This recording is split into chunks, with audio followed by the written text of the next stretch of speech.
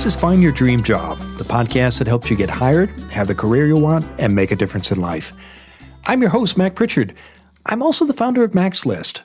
It's a job board in the Pacific Northwest that helps you find a fulfilling career.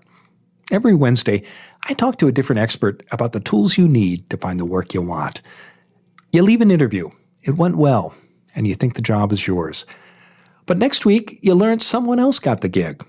Why didn't you ace that interview and get the offer? Here to talk about this is Sarah Johnston.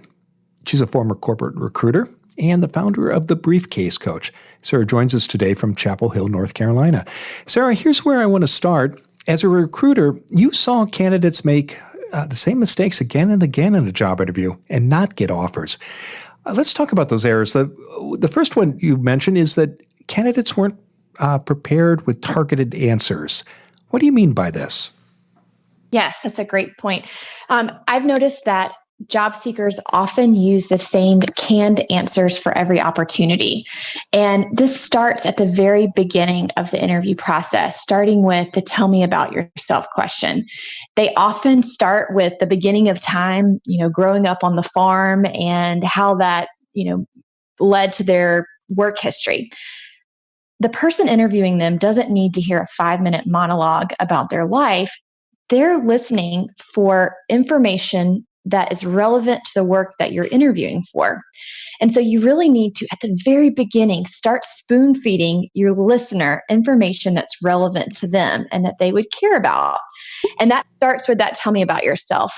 Well, why is it important, Sarah, to focus on the employer needs at all in a job interview? Isn't it about the candidate and what they want? Well, the person interviewing you is sitting there listening and they're evaluating your skill set. Can you do the job? They're also evaluating if you're likable, if you'll fit in with the team, and if there's red flags. And they're evaluating you against other candidates and assessing if you've got the chops to do exactly what they're asking for.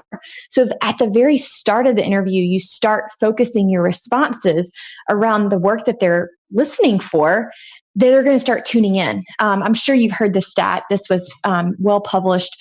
Monster.uk said that around 30% of all hiring managers at all career levels make decisions about a candidate in the first 5 minutes of the interview. And so when you think about that, that's the small talk, how's it going? Did you find our office okay? Grab a seat. And then the tell me about yourself question. So that question really is important. One of my very favorite ways to start targeting that first 5 minutes is one of Kristen Sherry. She's the author of the book series UMAP. She gave me this great tip, and I use it a lot with my clients. But she says, lead with your strengths that pertain to the job right off the get-go in the interview setting. So instead of starting with the family farm and leading, using that experience and giving that 5-minute monologue, she says, ask yourself, what are the pain points of the job? What matters to the hiring manager? And lead with those strengths related to the pain points. So, so it's not about you, it's about the employer. How can a listener get clear about those pain points before the interview, Sarah? Doing targeted research is really important.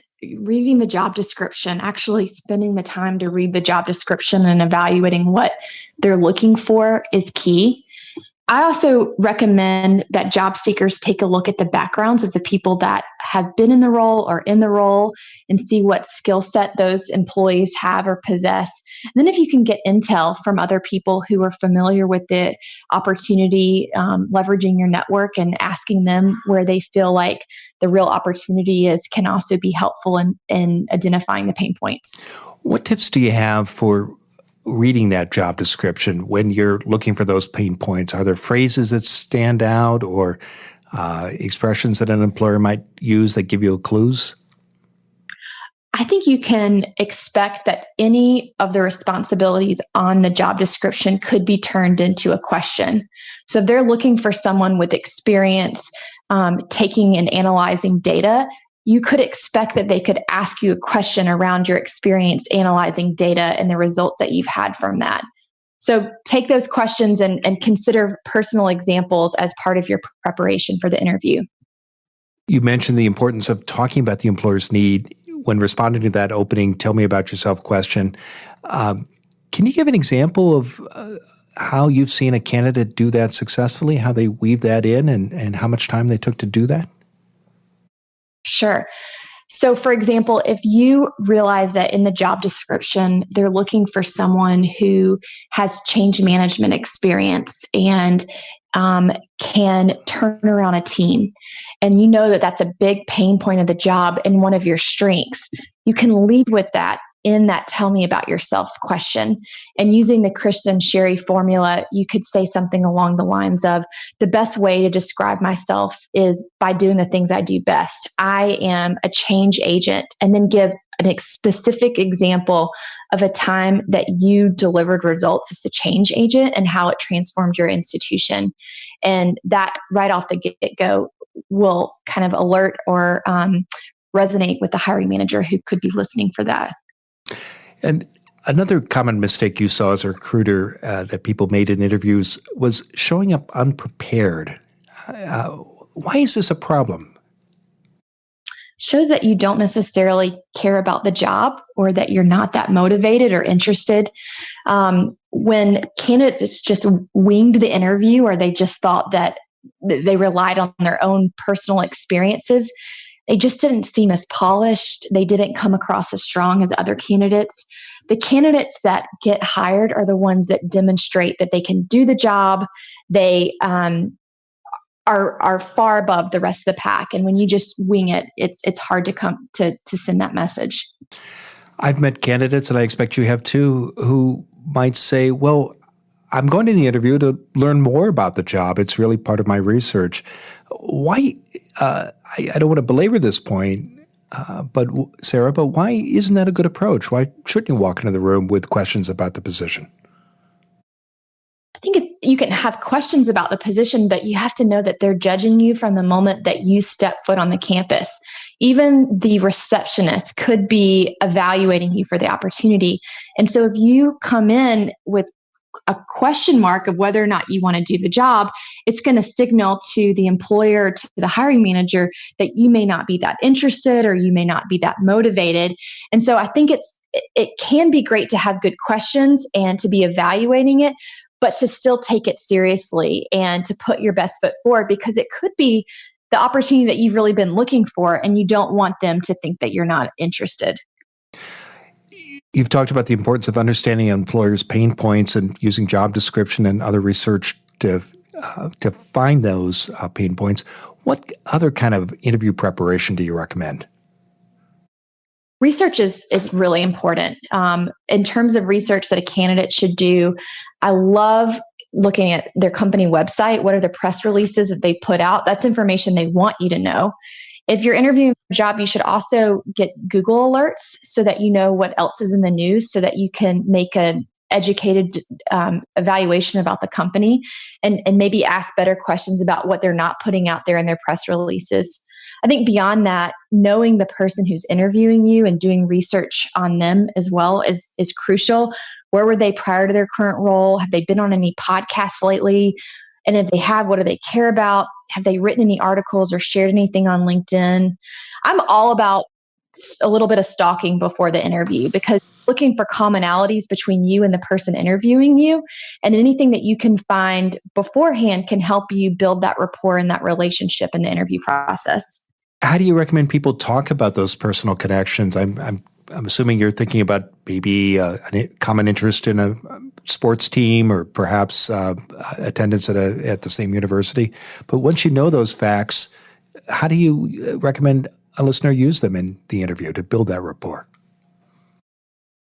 In today's modern times, people make first impressions digitally before they do in person. So it's expected that you're going to Google someone.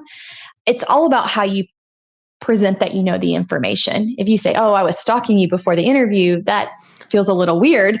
But if you say, as I was preparing for our conversation today, I noticed that you attended the same university as me. I imagine that we were involved in some of the same groups or associations. That feels a little bit more natural and can prompt a conversation. Beyond that, I think that just evaluating their office setting and seeing if they have any diplomas that are presented, you can comment on that.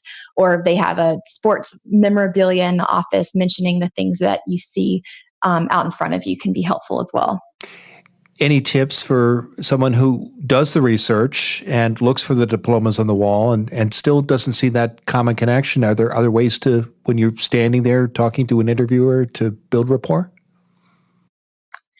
You can comment on things that people that resonate with a lot of people. So if you're driving to the office and you notice that your favorite Mexican or sushi restaurant is nearby the office, you could say something along the lines of, I don't get to come to this part of town very often, but when I do, I really love going to Sushi Taco. Do you guys go there for lunch very often? And that can start building rapport, because that's something that people enjoy going out to lunch together, and you can talk about if the team goes out to group meetings together. I love that suggestion, and also because it taps into something else that I think is very effective in building rapport, which is asking questions about others and drawing them out, because many people love to talk about themselves and their interests, don't they? They do, and I'm so glad that you brought that up. I think one of the very best books that a job seeker can read before they even start the interview process is the old How to Win Friends and Influence People, which brings up that principle. People like to talk about themselves. And as a former recruiter, it happens so rarely that a candidate just stopped me and said, "Hey, how's your day going? How are you?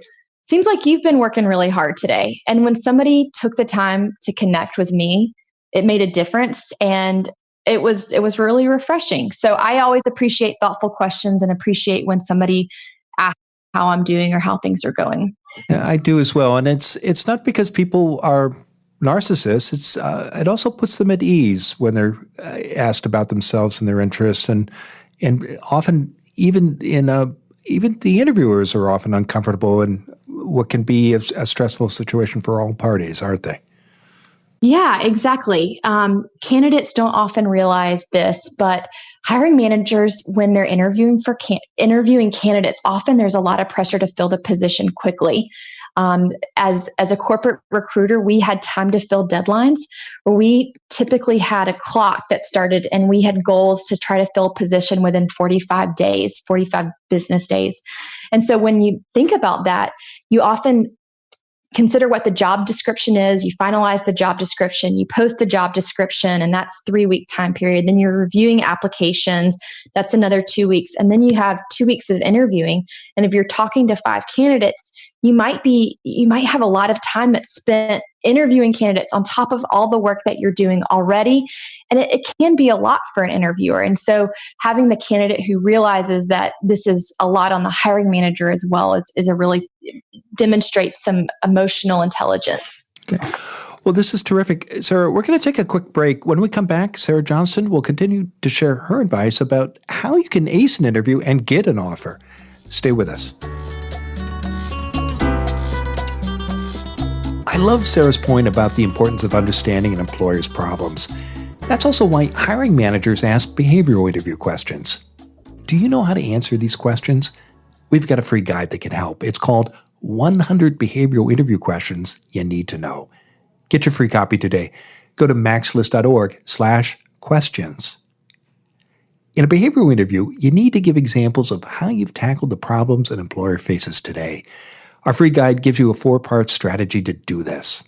You'll also get a list of the most common behavioral questions, so you can practice before you sit down in the hot seat. Get your copy today of 100 Behavioral Interview Questions You Need to Know. Go to maxlist.org/questions. A job interview is one of the most important business meetings you'll have this year. Don't walk into that room unprepared. Go to maxlist.org/questions. Now, let's get back to the show.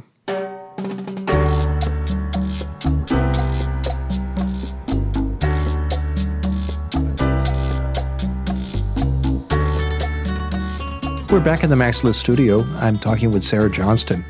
She's a former corporate recruiter and the founder of the Briefcase Coach. And Sarah, before the break, we were talking about why people don't ace interviews and get those job offers. A third common mistake you've seen in your work is that people don't get the offers because they didn't close the interview. What do you mean by this? I can't tell you how many times I had a hiring manager come up to me and say, Sarah, he could clearly do the job. He's got the skill set, but I just didn't feel like he wanted the job. And what they meant by that is that the candidate didn't ask thoughtful questions at the end. When they said, do you have any questions for us? The candidate just, said, no, I think I'm good. I think I don't have any questions. Or the candidate didn't close the interview. They didn't explicitly say that they wanted the job. And so that's really an opportunity for people listening to your podcast today to reconsider how they end the interview process. What kind of questions do you recommend someone come into an interview room with? I would say questions that inspire the hire, power questions that are thoughtful, that gets the hiring manager really thinking about the role. Not just questions like, where do you see this position in the next 30 days? But questions that show that you've really done your homework and that you're thinking about how to creatively solve the problems on the team. So for example, let's say that you're maybe a senior nursing leader and you're interviewing for a role in a hospital, and you really wanted to get a good glimpse of what the challenges are in that department. You could say, what are some of the hospital initiatives that have been, the clinical initiatives that have been led by your team here? And that could give you a better scope of, or better idea of what the real challenges are in this department, if you can, if it's a fit for you. What happens when you ask questions like this in an interview? How does it distinguish you from the other candidates? It shows that you're thoughtful. It demonstrates that you're really considering the role. It shows a higher level of thinking and gives a glimpse of how you work and how you process challenges beyond just like the basic questions that you typically get asked in the interview setting. What are your suggestions for preparing questions like this? Does it come back to pain points again, understanding what an employer's challenges are, or do you recommend a different approach? Understanding the pain points of the job description is a really great way to establish those questions, doing your target research, looking into what the company's been doing over the last year and asking yourself, how does it affect this department and this role will help build out better questions. And as you ask these questions and you get answers, how do you recommend a candidate build on those responses? What should they be listening for? Well, first of all, a candidate should be taking notes. If you're going to be asking really high-level, thoughtful questions, it does look nice if you're taking notes and show that you're processing these questions and not just nodding your head as you're listening to them. I think a back and forth conversation can also be helpful in building rapport and really demonstrating that you're interested. Strong candidates will take the interview and have a conversation and not just, question, answer. So if you can take and process the question or the feedback that the hiring manager is giving you and ask a follow-up question, that's going to be a stronger response. Do you have a suggestion about the number of questions to ask, and how important is it too, Sarah, to pay attention to the allotted time for an interview? I can imagine it's probably not a good idea to walk in with 2 or 3 dozen questions and try to get through them all. What have you seen that's effective, both in managing time and in making that kind of conversation you just talk about happen? I think the recommendation that I give to job seekers is often 3 to 5 questions. Now, if the hiring manager takes one of your questions and spends 30 minutes on it, you may not have time to get to all the questions on your list. And you can say, you know what, I really appreciate you taking the time to talk to me today. Do you mind if I email you a few follow-up questions? And that would be a great opportunity in when you send a thank you email, you can include those other questions and continue the dialogue with the hiring manager. Are there questions you recommend a candidate not ask in an interview or perhaps in a first or second conversation? I'm so glad you asked this. The question that I absolutely loathe or think is the worst question that a candidate can ask is, how do you think I handled this interview? Or do you have any hesitations about my background that might prevent you from hiring me? I see this question a lot online, and I know a lot of job seekers ask it.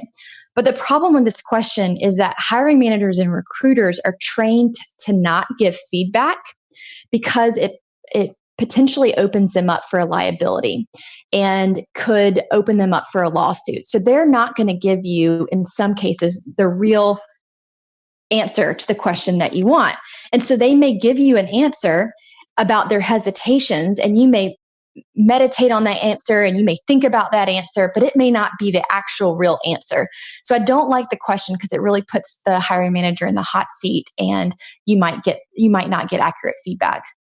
I know why people ask that question, and I know you do too. The purpose, of course, is to have a conversation about any concerns that a hiring manager might have that they just haven't raised, or and get them on the table. Is there another way to get at that, Sarah, without asking that particular question, or is it a subject that might just be off the table? It may be hard to get at that particular answer. You could ask the question in a roundabout way. You could say something along the lines of, when you look at your team, what are some opportunities for, like, where do you feel like your team is lacking in terms of skill or development, or what type of traits are you looking for in this position? And hope that they give you something good here, that when you're closing the interview and you're giving closing language, you can borrow that language if it's something that you feel like you have a demonstrated competency in, and you can give that back to them at the end. But it may be that you don't get an accurate answer here. Well, let's talk about closing the interview. This is a point you made right up front about the importance of asking for the job or expressing interest in it. What's the best way to do that, Sarah? After you've asked the questions that you want and you're thanking them for the opportunity to interview, that's when you just state, thanks for your time today. I feel like I got a good sense of the position, and I feel like I got a sense of your leadership, and I'm excited about this opportunity, and I hope that we can move to the next step in the process. And that just lets them know right out of the gate that you see yourself in this role, that you're actually interested, and it leaves no doubt in their mind that you'd want the job. Do you suggest that people directly ask for the job, or should they just express interest and enthusiasm? That's a great question, Mac. It depends on your level of confidence. I've seen people do this awkwardly and it doesn't come off well. And I've seen people do this really well and it stood out and it made a great impression. So I think it depends on the person. If you don't feel comfortable doing that, I would just go back to the enthusiasm and stating that you hope that you can move forward to the next step and that you really see yourself in a role like this. One way I've seen people do this, I'd learned this from an old sales coach. There's a saying, I'm sure you've heard it too, that you got to ask for the order. And and I've seen people say, and I've seen people say, they're exactly that. They're in sales. There's a saying, you got to ask for the order. So I'm asking for the order. I would love to work for you, and I hope we have the opportunity to work together. Do you think that might be an effective approach, Sarah? Oh, I love that approach. I think that is a little bit softer than I hope that you'll hire me, but it still comes across as genuine and demonstrates that you want the job. So closing the interview, showing interest, preparing these questions, and perhaps practicing that close, all this takes time, as well as the research that goes into understanding a company's pain points.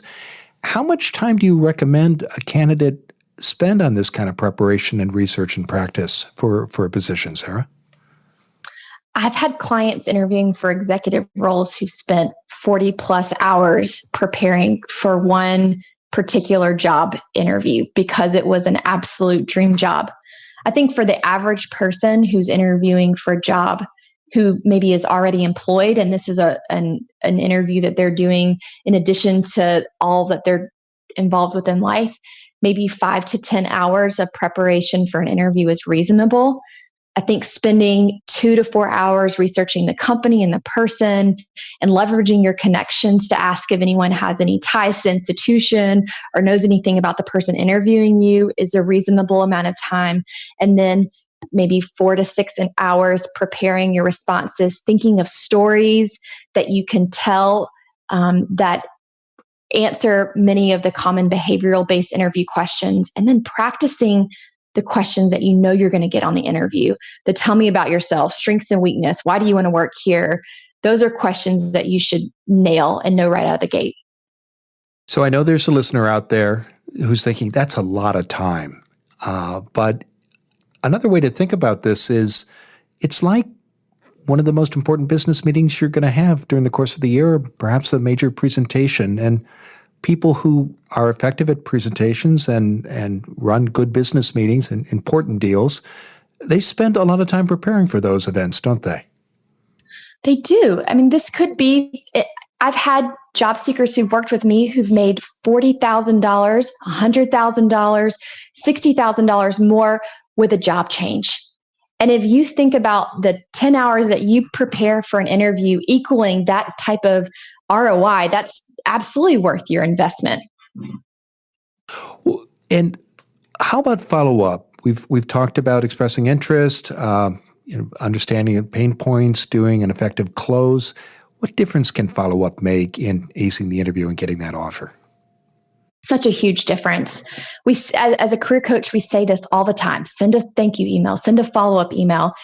But speaking as a recruiter, most job seekers don't actually send the email. They don't send the follow-up email. And I want to tell you a really quick story. I had a new graduate who I worked with who ended up sending a thank you note after he did not get the job. And he thanked the manager for the opportunity to interview and told the manager what he learned. And 2 days later, the new graduate got a call, and it was from the hiring manager. And apparently the person that they made the initial offer to did not pass the drug test. But this person, this job seeker, made such an impression with their follow-up and their thank you process that they ended up extending an offer to this particular new graduate because of the impression that they made in a follow-up. That's a great story. Well, this has been terrific advice, Sarah. Tell us what's next for you. Thanks for asking. I just launched Job Search Secret Weapon with 4 other career coaches that I really respect and appreciate. This site is kind of like Netflix for your career. We offer 24-hour access to templates and resumes and articles for job seekers at a really low, affordable membership price point, along with an online community through Facebook. So I'm really excited about that.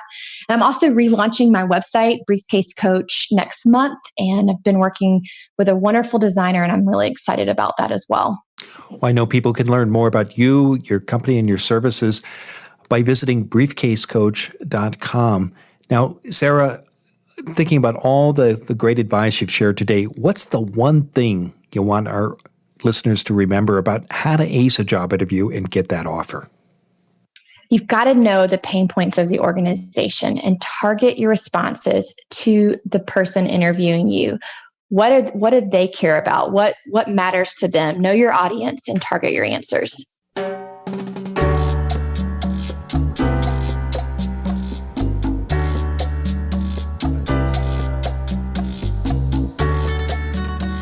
To get the job offers you want, you need to prepare for every interview. And that means you need to be ready to answer behavioral questions. Get your free copy today of 100 behavioral interview questions you need to know. Go to maxlist.org/questions. Again, maxlist.org/questions. On our next show, our guest will be Kathleen Everett. She's the Director of Client and Business Relations at Bully Welch. Nonprofits aren't the only employers in the social change business. Certified benefit corporations, or B Corps, are private companies working to make the world a better place. Kathleen and I will talk about why you should work for a B Corp and how to do it. I hope you'll join us. Until next time, thanks for letting us help you find your dream job.